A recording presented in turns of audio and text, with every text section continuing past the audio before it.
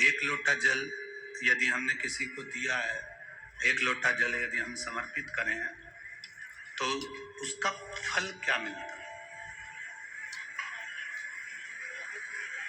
हम कैसे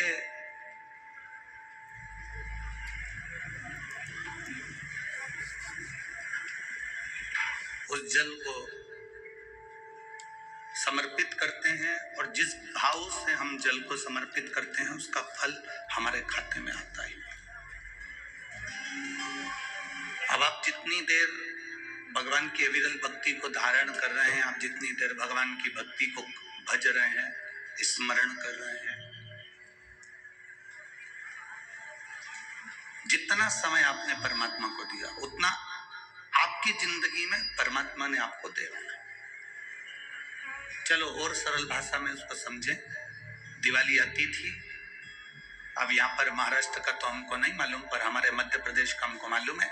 दीपावली पर हमारी माँ थाली में गुजिया, पपड़िया, सेव, नमकीन, मठरी सब रख कर दे देती है और कहती कि पड़ोस वाली काकी के यहाँ दिया।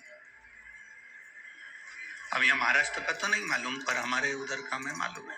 हम ऐसे थाली में उसको ढककर पड़ोस वाली काकी के यहाँ, पड़ोस में जो रहता है उसको हम देकर आ जाते।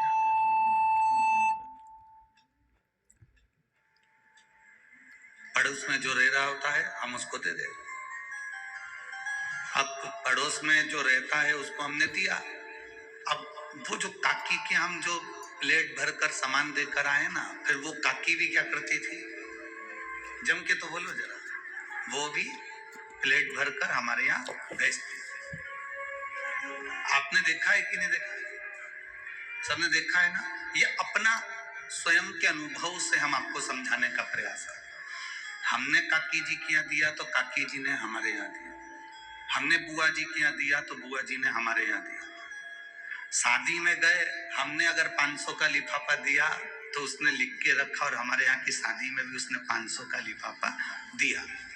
अब इसी बात को हमें पकड़ कर रखना है कि हमने अगर भगवान का नाम लिया है, भगवान का नाम जाप किया है, भगवान की अविरल भक्ति धारण करी है, भगवान का स्मरण किया है, तो ये मान कर चलना कि तुमने भगवान को समय दिया है तो परमात्मा भी तुम्हें एक ना एक दिन समय निकाल कर